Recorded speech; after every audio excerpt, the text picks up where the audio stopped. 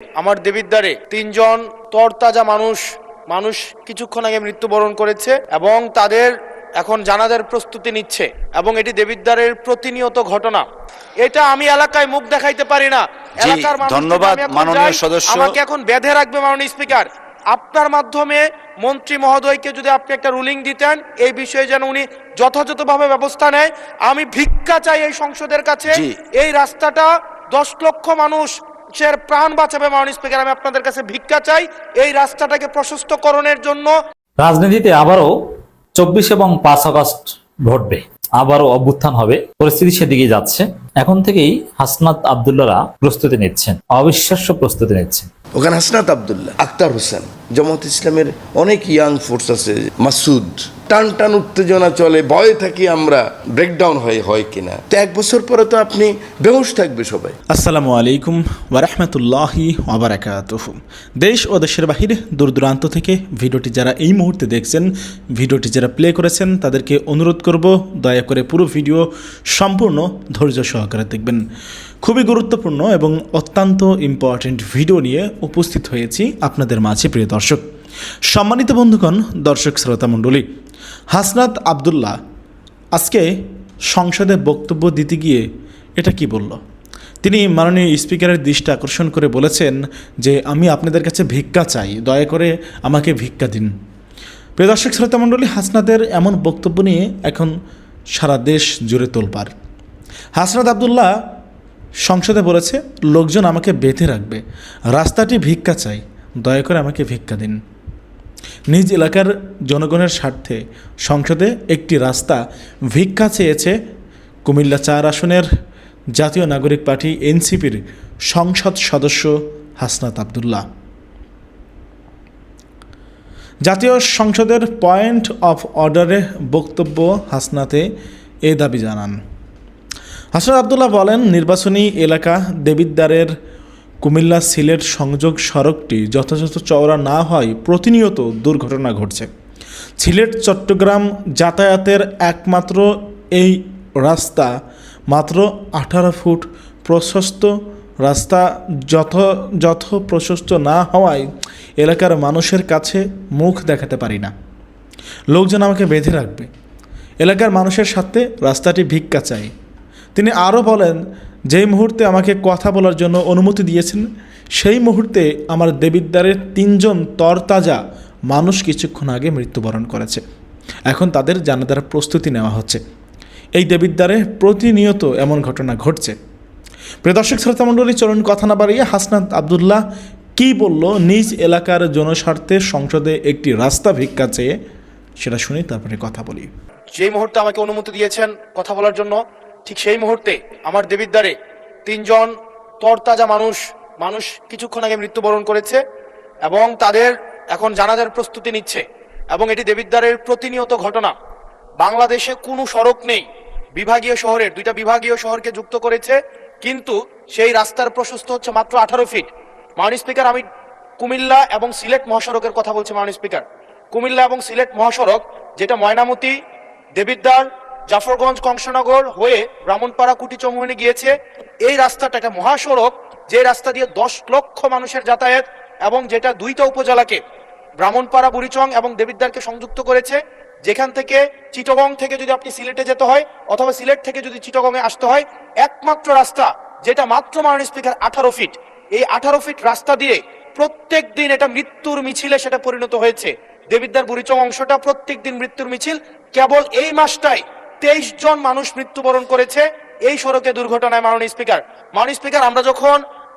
আমরা যখন মন্ত্রীদের মহোদয় বা প্রশাসনের সাথে কথা বলি, এটা হচ্ছে এক ধরনের প্রশাসনিক জটিলতায় আজকে দীর্ঘ 10-12 বছর এখানে কোন ধরনের কাজ হচ্ছে না।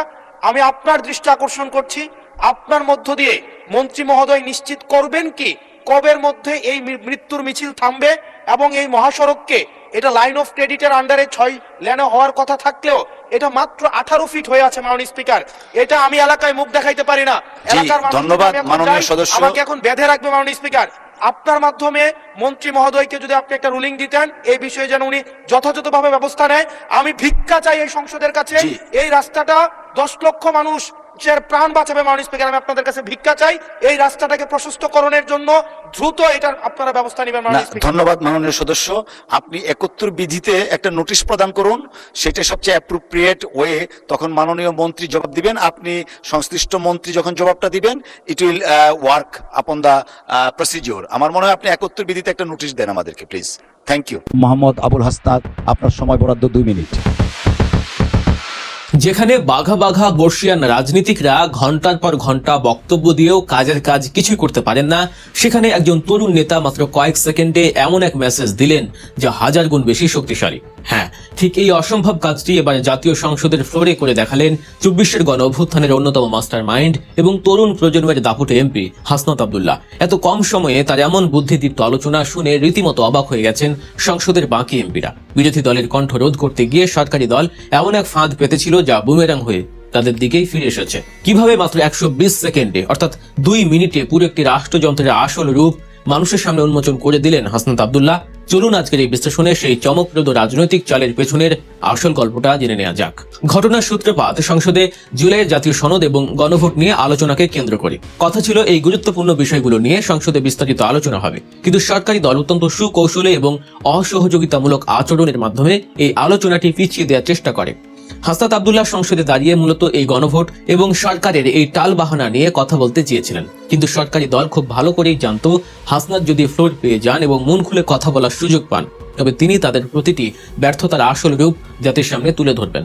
তাই তারা অত্যন্ত চতুরতার সাথে একটি টাইম ট্র্যাপ বা সময়ের ফাঁদ তৈরি করে। তারা হাসনাত আব্দুল্লাহকে বক্তব্য দেওয়ার জন্য মাত্র 2 মিনিট সময় বরাদ্দ দেয়। তাদের উদ্দেশ্য ছিল একদম পরিষ্কার, সময় কম থাকলে এই তরুণ এমপি হয়তো তাড়াহুড়ো করবেন, খেয়ে হারিয়ে ফেলবেন এবং আসল কথাগুলো গুছিয়ে বলতেই পারবেন না। কিন্তু সরকারি দলের বাঘা বাঘা নেতারা ঘুণাক্ষরে বুঝতে পারেননি যে এই 2 মিনিটের ফাঁদটি তাদের নিজেদের গলাতেই ফাঁস হয়ে বসতে যাচ্ছে। স্পিকার যখন ঘোষণা করলেন যে হাসনাত আব্দুল্লাহর জন্য মাত্র 2 মিনিট সময় বরাদ্দ, তখন সাধারণ কোনো নেতা হলে হয়তো স্পিকারের সাথে তর্ক জুড়ে দিতেন বা সময় বাড়ানোর জন্য অনুরোধ করতেন, কিন্তু হাসনাত আব্দুল্লাহ যা করলেন তা দেখে পুরো সংসদ এক মুহূর্তের জন্য স্তব্ধ হয়ে গেল।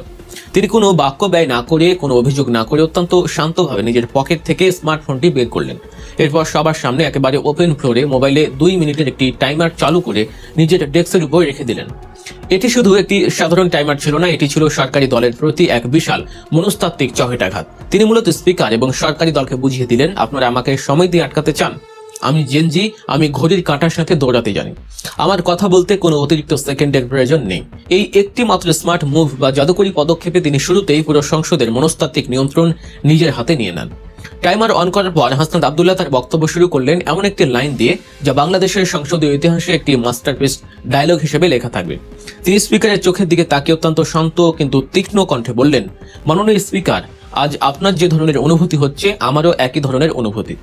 একবার ভাবুন, একজন তরুণ এমপি সরাসরি স্পিকারের অনুভূতির সাথে নিজের অনুভূতিকে মেলাচ্ছেন। কেন?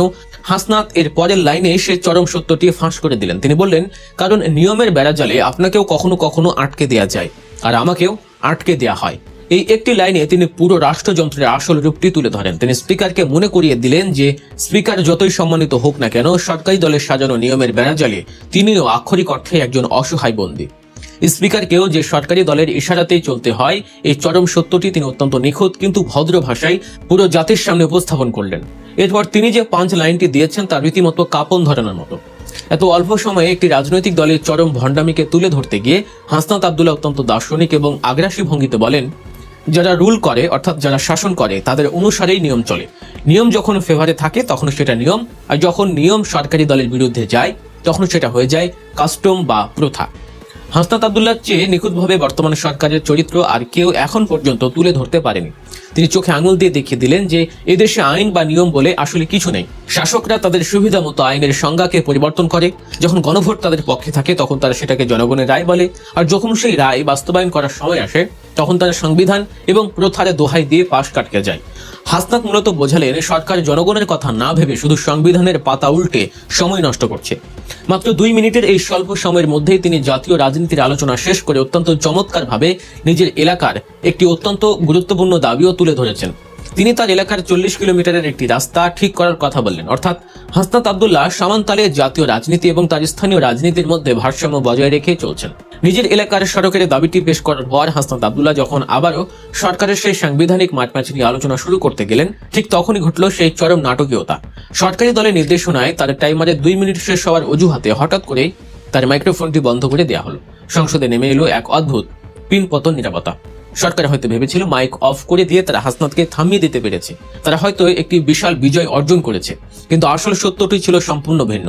মাইক অফ হওয়ার পর হাসনাত কোনো প্রতিবাদ করেননি। তিনি শুধু মুচকি হেসে তার ফোনটি পকেটে ঢুকিয়ে নিজের আসনে বসে পড়লেন, কারণ তিনি খুব ভালো করেই জানতেন তার ছোড়া তীরগুলো একদম ঠিক নিশানায় গিয়ে আঘাত করেছে। স্পিকারের অসহায়ত্ব, সরকারের ভণ্ডামি, রুলস বনাম কাস্টমের খেলা, সাংবিধানিক মারপ্যাচ এবং নিজের এলাকার দাবি, এই 5টি অত্যন্ত ভারী এবং মেগা টপিক তিনি মাত্র 120 সেকেন্ডের মধ্যে পুরো জাতির সামনে উপস্থাপন করে দিয়েছেন।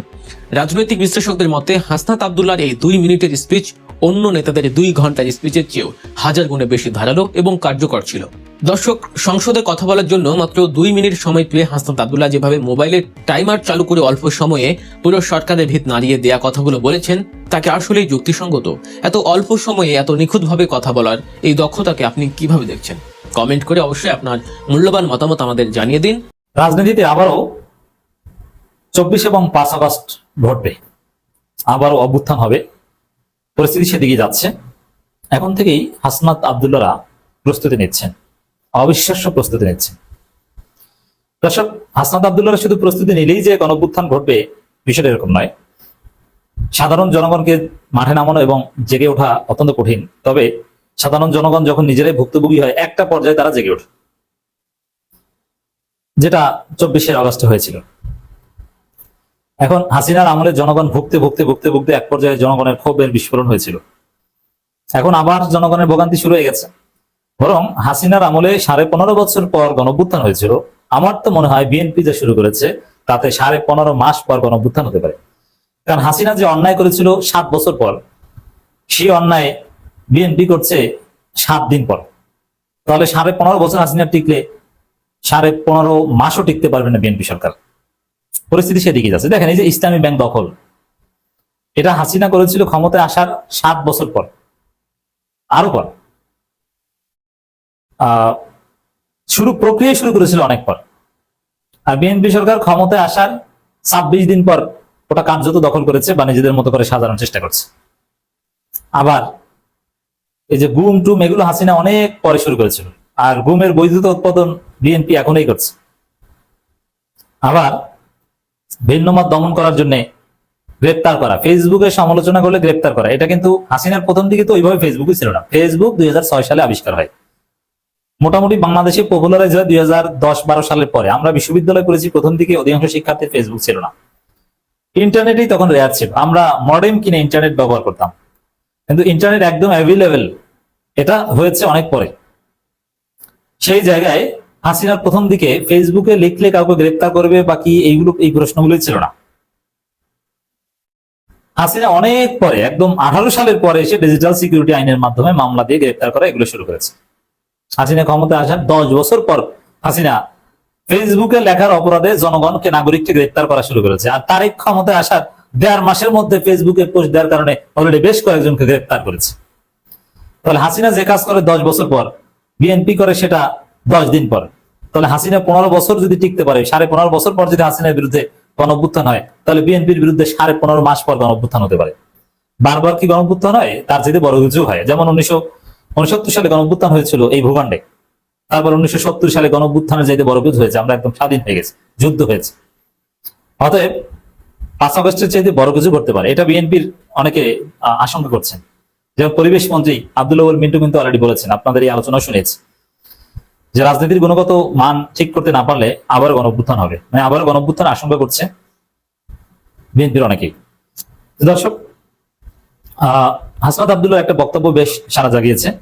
24 আবারও হবে, কোনো না কোনো ভাবে হয়তো সে প্রস্তুতি হচ্ছে। মানে হাসনাত আব্দুল্লাহরাও প্রস্তুতি নিচ্ছে, জনগণ অটোমেটিক্যালি প্রস্তুত হচ্ছে। কারণ জনগণ ভোগান্তির সম্মুখীন হওয়া শুরু হয়ে গেছে। জনগণকে ফেসবুকে লেখার জন্য গ্রেপ্তার হতে হচ্ছে।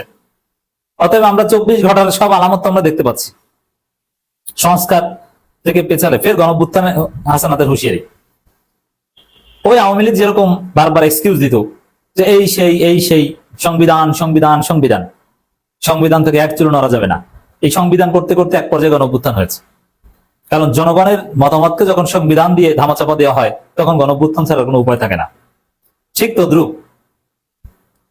জনগণের মতামতকে ধামাচাপা দিতে বিএনপি সরকার সংবিধানের দোহাই দিচ্ছে, যার ফলে গণঅভ্যুত্থান আবার অনিবার্য হয়ে উঠবে।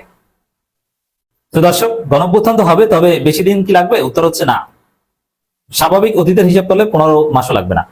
আর হাসিনা ফ্যাসিস্টে উঠতে পেরেছিল, জনগণকে দমিয়ে রাখতে পেরেছিল, যার ফলে জনগণ গুলি খেয়ে শহীদ হয়ে একটা পর্যায়ে এসে রাজপথে নেমেছিল। কিন্তু বিএনপি ওই পর্যায়ে যেতে পারবে না। বিএনপি তারেক জিয়া কখনো হাসিনা হতে পারবে না। তারেক জিয়া সর্বোচ্চ এরশাদের ছোট ভাই হতে পারবে, জুনিয়র এরশাদ হতে পারবে। আর এরশাদকে জয়বাংলা করাটা খুব সহজ হয়েছিল, এটা আপনারা জানেন। এরশাদের বিরুদ্ধে তেমন কোনো আন্দোলনই লাগে নাই। অনেকে বলে এরশাদের বিরুদ্ধে গণঅভ্যুত্থান হয়েছিল, ওটাকে কোনো গণঅভ্যুত্থানই বলা যায় না। এরশাদের বিরুদ্ধে এরশাদের পতন হয়েছে, ওটা গ্রামগঞ্জের মানুষ জানতোই না। ঢাকায় 2-4টা মিছিল হয়েছিল, ডাক্তার মিলন মারা গেছিল, সেনাপ্রধান এরশাদের সাথে বিদ্রোহ করেছে, এরশাদের পতন হয়েছে, ওইটার ইতিহাসের নাম দেওয়া হয়েছে গণঅভ্যুত্থান। আসলে ওটা কোনো গণঅভ্যুত্থান। এরশাদের চাইতেও দুর্বল হবে তারেক জিয়া, কিচ্ছু করতে পারবে না। অতএব আরেকটা গণঅভ্যুত্থান হওয়া সম্ভব। আর জনগণের অভ্যাস হয়ে গেছে রাজপথে নামার, রক্ত গরম। জেনজি, আগে জেনজি ছিল না, জেনজি এভাবে রিলেভেন্ট ছিল না, এখন জেনজি প্রতিবাদ করতে শিখেছে। তো দর্শক, সিজন ও চেয়ার পরিবর্তনের সঙ্গে সঙ্গে সরকারের মেন্টালিটি চেঞ্জ হয়ে গেছে। হাসনাত আব্দুল্লাহ কথা বলেছে, যখন সিজন ও চেয়ার পরিবর্তনের সাথে সাথে সরকারের মেন্টালিটি চেঞ্জ হয়ে যায়, জনগণকে চিনে না, প্রতারণা করা শুরু করে, তখনই তারা গণঅভ্যুত্থানের শিকার হয়। ইতিহাস এটাই বলে। সিজন ও চেয়ার পরিবর্তনের সঙ্গে সঙ্গে সরকারের মেন্টালিটি চেঞ্জ হয়েছে বলে মন্তব্য করেছেন জাতীয় নাগরিক পার্টির মুখ্য সংগঠক ও কুমিল্লা 4 আসনের সংসদ সদস্য হাসনাত আব্দুল্লাহ।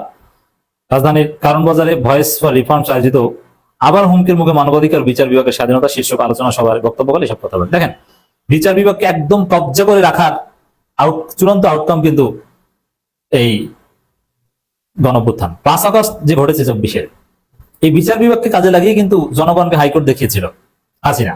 এই যে হাইকোর্টের রায় হবে, কোর্ট রায় দিবে, কোর্ট আর কি হবে, ওটা কোর্ট রায় দিবে। এবং কোর্ট রায় দিয়েছিল, হাসিনা যেভাবে বলেছিল ওইভাবে রায় দিয়েছিল। হাসিনার মন চেয়েছে কোর্টের রায় হাসিনা তার পছন্দ মতো সময় এনে ছাত্রদের পক্ষে রায় দিয়ে দিয়েছেন। কিন্তু এভাবে তো বাঁচা যায় না। এই জন্য বিচার বিভাগকে স্বাধীন করে দিয়ে বাঁচতে হয়, যে বিচার হবে আইন অনুযায়ী, অন্যায় যে করবে তার বিচার হবে, সে আওয়ামী লীগ হোক আর বিএনপি হোক আর জামাত হোক। এটা হচ্ছে বাঁচার থিওরি, কিন্তু না, সেটা করতে পারছে না। তো দর্শক,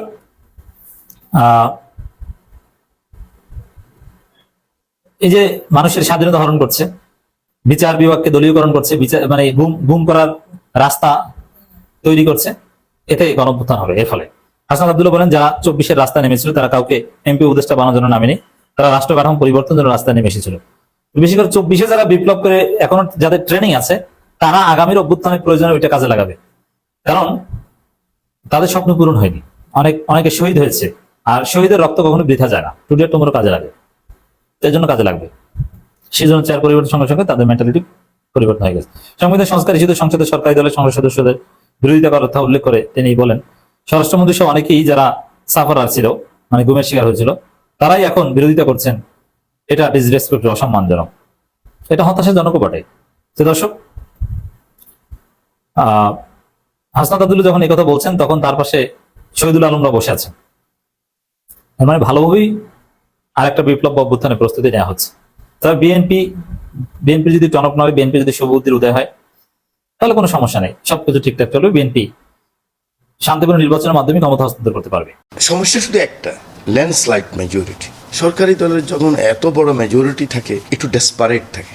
ওখানে হাসনাত আব্দুল্লাহ, আক্তার হোসেন, জামাত ইসলামের অনেক ইয়াং ফোর্স আছে, যেমন মাসুদ, টান উত্তেজনা চলে, ভয়ে থাকি আমরা ব্রেকডাউন হয় কিনা। তো 1 বছর পরে তো আপনি বেহুশ থাকবে সবাই। চৌকস বিরোধী দল হলে বলতেন যে অনেক স্পিকার, বিশ্বাস করলেন, আপনি রুলিং দেন, 9 বার 10 বার দরকার হলে ওয়ার্কআউট করবেন, 10 বার আসবেন, সংসদ ছাড়বেন না। সংসদ ছাড়লেই সরকারি দল ওর মতো একটা কার্যক্রম নেওয়া শুরু করে। আমার জামাতের ভাইয়ের রক্তে রঞ্জিত হয়েছে, আমি জড়াই ধরছি, আমার পাঞ্জাবি লাল হয়ে গেছে, আমার ছাত্র দলের ছেলের গায়ে গলি লাগছে, ছাত্র শিবিরের ছেলে, জামাতের ছেলে জড়াই ধরছে। এই পার্লামেন্ট হবে সবচেয়ে ভালো পার্লামেন্ট।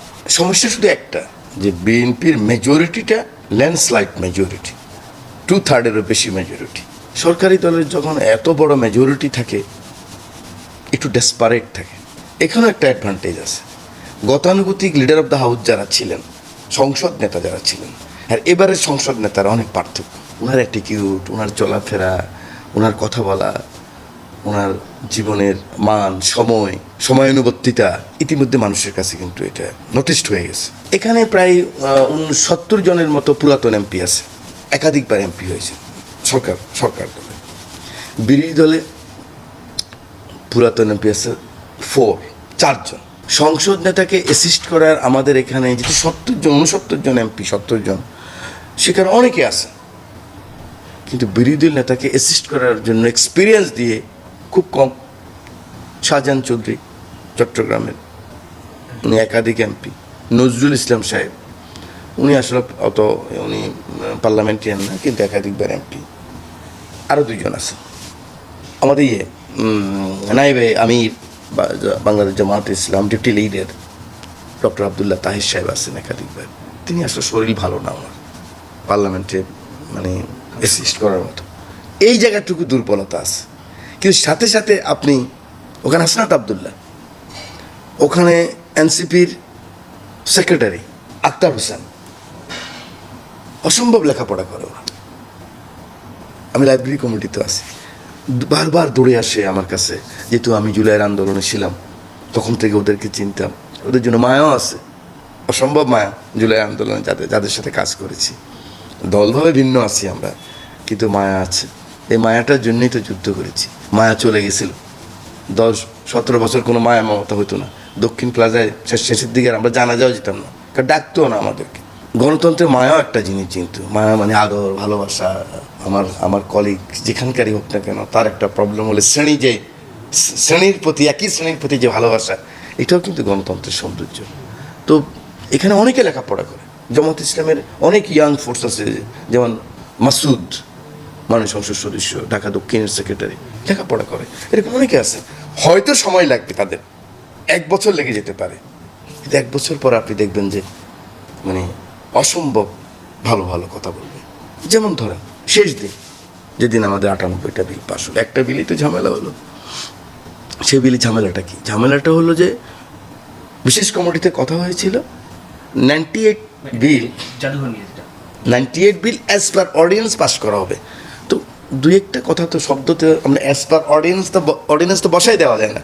আবার যখন সংসদ সচিবালয় লিখে 2 রকম হয় না, তখন এই কতগুলি কথা আসছে। তার মধ্যে ওগুলি ঠিক ছিল। একটা কথা আসছে যে কিউরেটর যিনি থাকবেন তাকে সরকার ইচ্ছা করলে বাদ দিতে পারবেন। সরকারের মন্ত্রী প্রতিমন্ত্রী এখানে সভাপতি হিসেবে থাকবে। এখানে হয়েছে মূল আপত্তি। ওই মুহূর্তে মাননীয় সংসদ নেতা ছিলেন না। বিলটা যখন পাস হয়ে যাচ্ছে, তখন বিরোধী দল বাধা দিছে, এটার বক্তৃতা রাখছে, বাধা দিছে, স্পিকার মহোদয় সময় দিছে, বারবার নিয়মের বাইরেও দিছে। কারণ আমরা এই সংসদটা তো ডিসঅর্ডার হয়ে গেছিল, উনি চেষ্টা করতেছে ইন অর্ডার করার জন্য। এটা নিয়মের বাইরে হইলো, একটু সময় বেশি হইলো, এটা সেটা হইলো। সংসদটাকে যদি সুন্দর করে নেওয়া যায়, শেষ করা যায় 5টা বছর, তাহলে একটা নতুন প্র্যাকটিস শুরু হলো। আমাদের তো 90 দিনের মধ্যে সংসদ সদস্য পদ চলে যাবে, এটাই ছিল প্র্যাকটিস, যে আমরা 89 দিনের দিন যে হাজির হইতাম, বেতন ভাতাও নিতাম, আবার 89 দিন হাজির হইতাম। সেলফ কন্ট্রাক্টরি পলিটিক্সটা ধ্বংস হয়ে গেছে এভাবে, পার্লামেন্টারি পলিটিক্স। ওখান থেকে বেরিয়ে আসতে চাই। আমার সংসদ নেতা আপ্রাণ চেষ্টা করতেছেন বেরিয়ে আসার জন্য। আমার মনে হয় বিরোধী দল নেতারও ওরকমই অ্যাটিটিউড। ওনার সাথেও আমি কথা বলেছি, it's a very good symbol. তখন সংসদ নেতা বলল কি হাউকাও কেন? আমি আস্তে আস্তে শুনছিলাম। বললো যে এরকম ব্রিফ করলো আমাদের সালাউদ্দিন সাহেব, আইনমন্ত্রী ছিল, ব্রিফ করলো। উনি মোটামুটি বললো এটাকে মিটিগেট করে ফেলেন না, যদি এরকম কথা থাকে, সবাই না চাইলে না চাইবে, অসুবিধা কি? ওটা তার এইভাবে বলা যায় না। তখন আইনমন্ত্রী আবার দাঁড়ায় উনি বললেন যে ঠিক আছে, আমরা এই বিল আপনাদের সাথে আলোচনা করে রিভিউ করবো, আবার রিভিউ করবো আমরা, যদি আপনারা চান, বা ভিতরে আলোচনা করে যদি বিলটা আবার আনতে হয় আবার আনবো। নাম্বার 1। নাম্বার 2 যেটা বলেছেন, 16টা বিল নিয়ে যেটা বলছে আলাপ আলোচনা করে বাকি 16টা আমরা আবার আনবো, সংসদে আনবো। সেই মুহূর্তে খুব চৌকস বিরোধী দল হলে বলতেন যে অনেক স্পিকার, যে চৌকস মানে অভিজ্ঞ, চৌকস তো ওনারা অবশ্যই চৌকস, মানে অভিজ্ঞতা, empiricism is the source of a knowledge. অভিজ্ঞতা একটা বড় জিনিস সংসদে, রেওয়াজ, বোঝা, অভিজ্ঞতা। হাউস অফ কমন্সে ভাই কিছু নাই, সব রেওয়াজ, সবই ট্রেডিশন, রেওয়াজ। এত সাল হয়েছে এই জন্য হবে, এত সাল হয়েছে। এবার রেওয়াজকে সবাই রেসপেক্ট করে। এক পাতা সংবিধান না হয়, তখন বলতে পারতেন যে মাননীয় স্পিকার বিশ্বাস করলাম, আপনি রুলিং দেন, বলে দেন আপনি। উনি বলে দেওয়া মানে তো রেকর্ড, মাননীয় speaker is the guardian of the parliament. উনি যদি বলে দেয় আমি হ্যাঁ এটাই রুলিং আমার, এটি সংসদ নেতার একমত হয়েছে, এই বিল আবার আসবে, এর আগে আলোচনা হবে, আলোচনা হয়ে পাশ হবে, তাহলে কিন্তু আর ওয়াকআউট করার কোনো ব্যাপার ছিল না। বাট ওয়াকআউটও গণতন্ত্রের সৌন্দর্য। ভাই 9 বার 10 বার দরকার হলে ওয়াকআউট করবেন, 10 বার আসবেন, সংসদ ছাড়বেন না। সংসদ ছাড়লেই সরকারি দল আস্তে আস্তে হয় কি ওর মতো একটা কার্যক্রম নেওয়া শুরু করে, যখন দেখে যে আর পারতেছি না, আচ্ছা এখন তো সরকার শেষ করতে হবে, নিজের অজান্তেই সে অন্য ধরনের সরকার হয়ে যায়। আমার এক্সপিরিয়েন্স থেকে বলতেছি, ভুল হইতে পারে, আমি ভুল করতে পারি, কিন্তু আমার যে অভিজ্ঞতা দেখেছি, একটা লোক একটা দল ট্রেজারি ব্যাংক বিশেষ করে ভালো অ্যাটিটিউড থাকলেও যখন সে আর ম্যানেজ করতে পারে না, তখন সে তার মতো চলা শুরু করে, তখন আর সংসদটা প্রাণবন্ত থাকে না। কিন্তু এখানে যেহেতু দুই দলেই জুলাই আন্দোলনে 17 বছর নির্যাতন, আমরা জেলে গেছি, আমরা একসাথে রিমান্ডে ছিলাম, রাস্তায় ছিলাম, আমার জামাতের ভাইয়ের রক্তে রঞ্জিত হয়েছে, আমি জড়াই ধরছি, আমার পাঞ্জাবি লাল হয়ে গেছে, আমার ছাত্র দলের ছেলের গায়ে গুলি লাগছে, ছাত্র শিবিরের ছেলে জামাতের ছেলে জড়াই ধরছে, জুলাইতে এনসিপির ছেলেরা জড়াই ধরছে, তখন তো তারা এনসিপি ছিল না, সাধারণ আমরা জড়াই ধরছি, চুরি করে করে তাদের খবর নিয়েছি, তাদের জুতা হাতে করে দৌড় দিছি, অতএব অসম্ভব মায়া, আবার সে মায়া। তার মানে কি আপনাকে বলতে যাচ্ছে যে এই যে সংসদ এটা প্রাণবন্ত হচ্ছে? অবশ্যই প্রাণবন্ত। আপনার টান টান উত্তেজনা চলে, ভয়ে থাকি আমরা তো ভয়ে থাকি যে যে যে কোনো ব্রেকডাউন হয় কিনা, পড়ো, লেখাপড়া করো, এই করো, ওরা আবার লেখাপড়া করে যতটুকু পারে অতটুকু করে ফাইট করে, তো 1 বছর পরে তো আপনি বেহুশ থাকবে, সবাই বেহুশ থাকবে। মানে বলছি যে কেউ কাউকে তো আর মানে ওই ছাড় দেবে না যে আমি জানি না উনি করে গেলেন গা, ওরকম কিছু হবে না। এই সংসদ, আমি যেটা বলতে চাই, 79 সংসদের পরে এটাই হবে, দেখবেন আপনি 28-29 সালে বলবেন এটা বেস্ট পার্লামেন্ট, এই 3 দশকের বেস্ট পার্লামেন্ট। সম্মানিত বন্ধুগণ, দর্শক শ্রোতা মণ্ডলী, আপনারা জানাবেন ব্যক্তিগতভাবে কি বলতেছেন আপনারা। হাসনাত আব্দুল্লাহ আজকে যে আকুতি মিনতি যে অনুনয় করে যে বলেছেন, সেটা আসলে কয়জন বলে এরকম? তার নিজ এলাকার প্রতি যে টান, সে যে জনগণের কথা ভাবে কিভাবে, তার এই বক্তব্য থেকেই বোঝা যায়। তা না হলে এভাবে কেউ আকুতি মিনতি করে কথা বলে না নিজ এলাকার জনগণের স্বার্থে। সংসদে আর কাউকে কি দেখেছেন এভাবে নিজ এলাকার জনগণের স্বার্থের জন্য, জনস্বার্থের জন্য সংসদে দাঁড়িয়ে আকুতি মিনতি এরকম অনুনয় বিনিময় করে বক্তব্য দিতে? সারা বাংলাদেশের ক্যাপ্টেন হাসনাত আব্দুল্লাহ, স্যালুট জানাই হাসনাত আব্দুল্লাহকে। এই প্রজন্ম বেয়াদব নাই, এই প্রজন্ম সত্যবাদী, এই প্রজন্ম প্রতিবাদীও, ন্যায়পরায়ণ, সাহসী। হাসনাত আব্দুল্লাহ আজকে সেটা আবারও প্রমাণ করে দিল। আল্লাহ পাক রব্বুল আলামিনের কাছে দোয়া করে প্রার্থনা করি, হাসনাত ভাইয়ের জ্ঞান আল্লাহ তুমি আরও বাড়িয়ে দাও। জনগণের দাবি আদায়ে যদি ভিক্ষুক হতে হয়, হব, কোনো সমস্যা নাই, এটাই বেটার। তবুও জনগণের জন্য কাজ করুক, হাসনাত আব্দুল্লাহর মতো এমপি সকলে হোক।